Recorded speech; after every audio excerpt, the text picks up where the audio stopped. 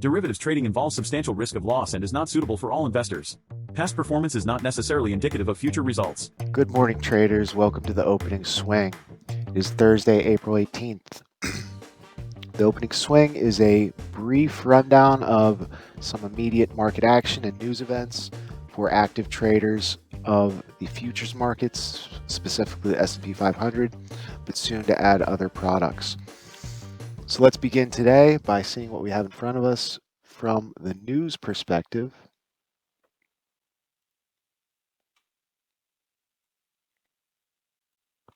Okay, so our all times in Eastern, our 8:30 news drivers. We have jobless claims, initial claims, and Philly Fed, which is a regional Fed manufacturing number. A little later on, we have Bowman at 9:05, Williams at 9:15. Then 10 a.m., we have existing home sales and leading indicators. So a handful of second-tier numbers, then some news out of fixed income land, which someone pointed out yesterday we actually should pay attention to, and that's correct. The auctions are we've had some moves off auctions, so we should be aware of things like the 10-year auctions and whatnot. That's out of Canada. But then we have Bostic at 5:45 after we're closed, and we should all be having dinner at that time, unless you're in England. Anyway, so looking at our daily chart, what's the big thing that I talk about with the daily chart? There's a very important thing, and that's that what we see here is price discovery higher highs, higher lows. That's what was happening here, making new all-time highs. Then we kind of shift into a more balancey situation, and we see lower highs start to prevail, and then we get the release lower into price discovery lower.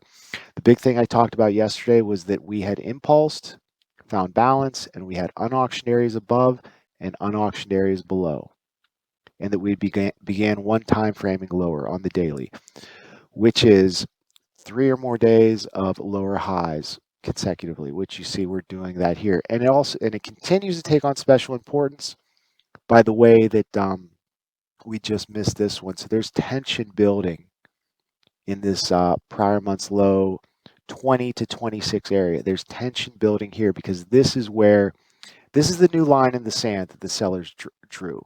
It's like FT uses the bar fight analogy. Here's the bar fight. Two guys are fighting. One guy starts really pushing the other guy, and the other guy can't gain any ground. And this is the new line that the guy that's successfully pushing is walked up. He's standing right there, and the other guy can't push further. So anyway, we got down to our mid-century target yesterday, the 50s. So we can remove this one. We can also remove that one. Oh. Regardless, we'll just leave it for now. But anyway, so if we continue through here, the key target is the low. Key target is yesterday's low. Beyond that, there's some areas right in this green band, basically like the 18 to 23 area. And then below that, the century figure would be important. And then we start getting into these lows. We can go over that on the 8-box chart. But anyway, if we push higher, like I said, this area is very key. If we break this, it could happen in two ways. We could break and sort of just push above and fall back. Or we could break and squeeze shorts and rally. But we'll go over that on another chart. Let's look at the TPO chart quickly. Again, here the important thing to see is just here are our singles, our unauctioned areas. This was an area of resistance I had. We pushed right into it and fell off lower. So this is just simple kind of like market dynamics. It can do one of two things. We can push into this area, it can hold and continue, or we can push into this area and fail. The thing to remember is we got what we should be expecting, which is, like I said, we have lower highs, lower lows on the daily. We kind of want our default expectation to kind of favor the short side a little bit more. Now, like I said yesterday, when markets push into edges in situations like this, I tend to expect them to revert. So right, that expectation matched with the overall the bias yesterday and gave us a bit of a release lower. Pushed through the unauctioned area, so we cleaned up the unauctioned gap zones from yesterday or from February. Pushed lower and then be aware here. We had balance. Something to notice is we had balance up here, shifted lower, got balance right there. Now we shifted lower again and got more balance. So what we should be aware of with that is although the sellers are still in control, the progress is a bit slower. That's not, that's just something to be aware of. You know, I still, like I said, I'm still favoring the low to be taken out today, but we should be aware of that. And this is a bit of an excess. So there are counter arguments to what I said. There always are. Let's discuss some scenarios of what could happen today. This is the chart. This is yesterday's chart with yesterday's bands. We'll go to the one that I updated.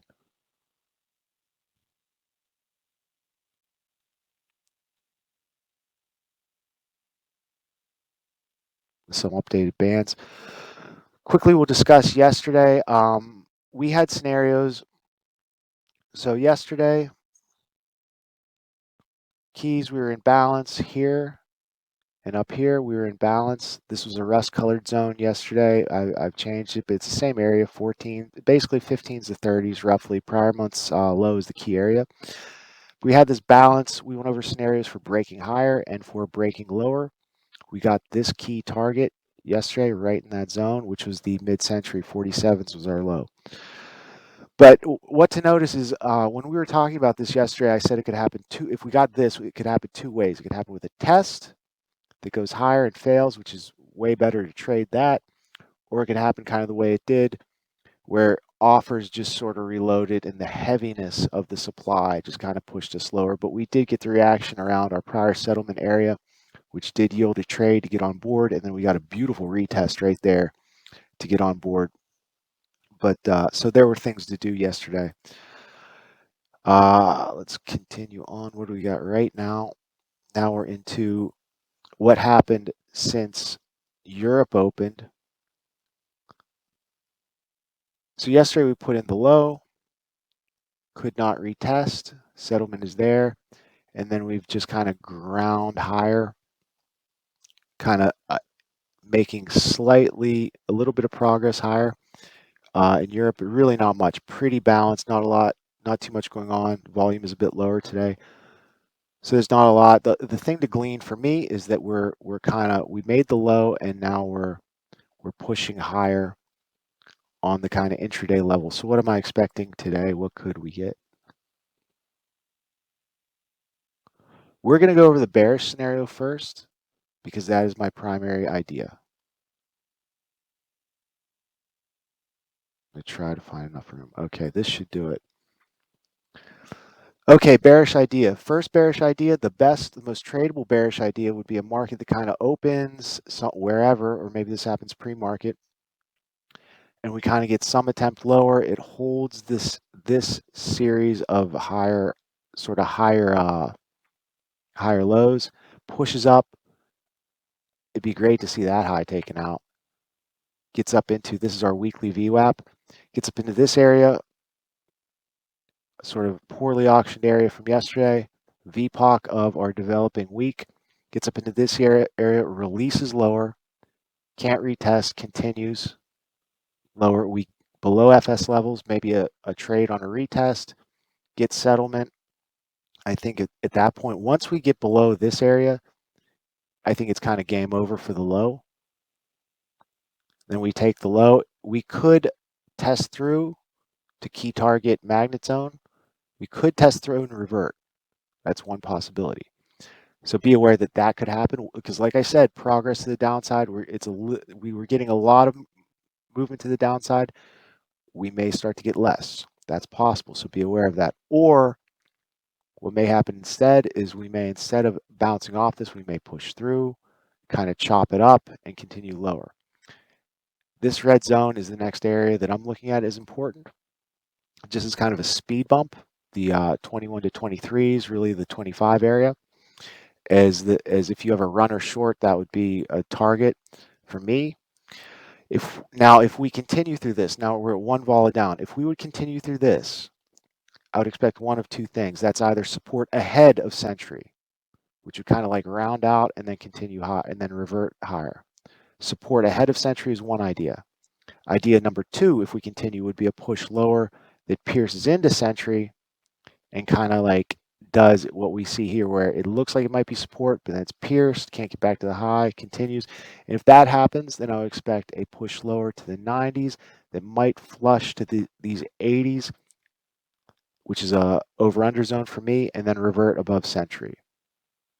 But I'm expecting, if we get extension today, lower, especially if we get extension through the mag zone, I think it'll be kind of messy, and then we'll get some kind of reversion. That reversion might happen ahead of Century with a rounded bottom, or we might fall through and tag this.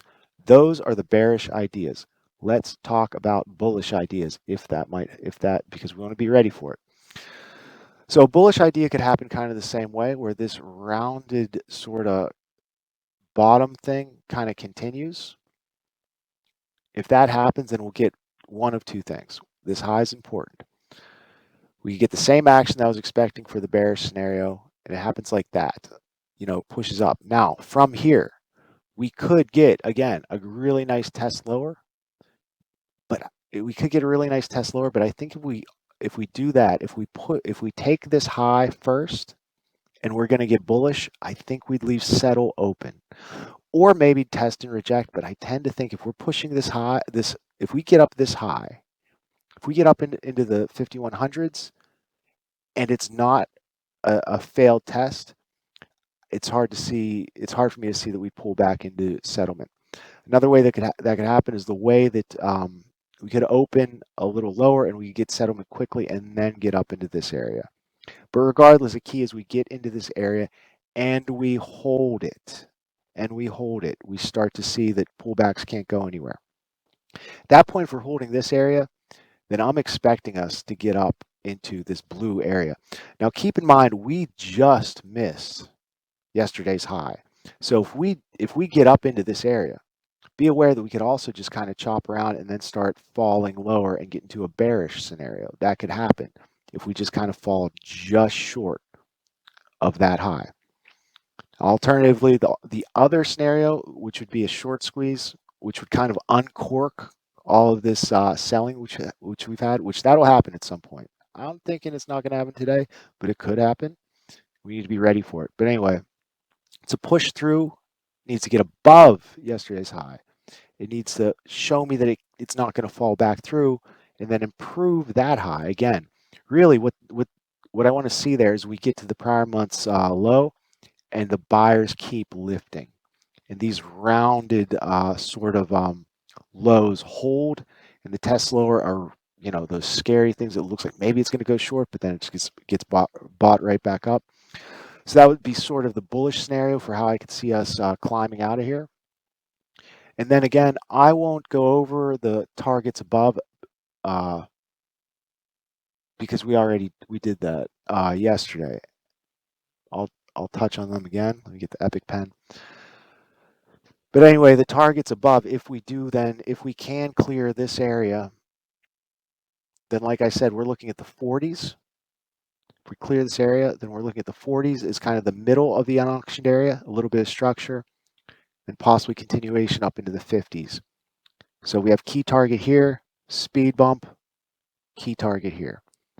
At this point, everything could fall apart again. We could revert, or if we start to continue from here, I would expect it to be kind of grindy. Again, I'm not expecting, my primary scenario is not a bullish idea, but we talk about it and we go over it because we want to be prepared if we're wrong, because we're wrong a lot of times. What happens if we do nothing? This is a big possibility. If we do nothing major today, we have a wedge. If we do nothing major today, the way I see nothing happening, I think it happens by taking out this high at some point, maybe early, taking out this high, moving down lower. Bearish scenario, very similar to the bearish scenario, but we get prior settle, and I think in a nothing scenario, we still get the low, but it reverts. So the nothing scenario is kind of like a more mild bearish scenario. That's the kind of balanced nothing scenario. And then if we get that low, I'm not expecting us to move up and get the high. I think if we get the low early and we revert and it gets quiet, I think it'll probably be a quiet close to the day. Maybe we kind of drift higher throughout the day and we finish higher than we expect. That's a very real scenario that could happen. And that scenario is basically a more balanced scenario that still gets the low. That's still pretty important. But anyway, again, I'm long. This is take 2, and I'm long again. So I apologize, guys. We want to keep these at 10 minutes, and we'd like to keep them at 10 minutes and still be able to cover other products. Obviously, these are things that I have to work on. I'm used to working on things because I'm bad at everything when I start, but stick with me, guys.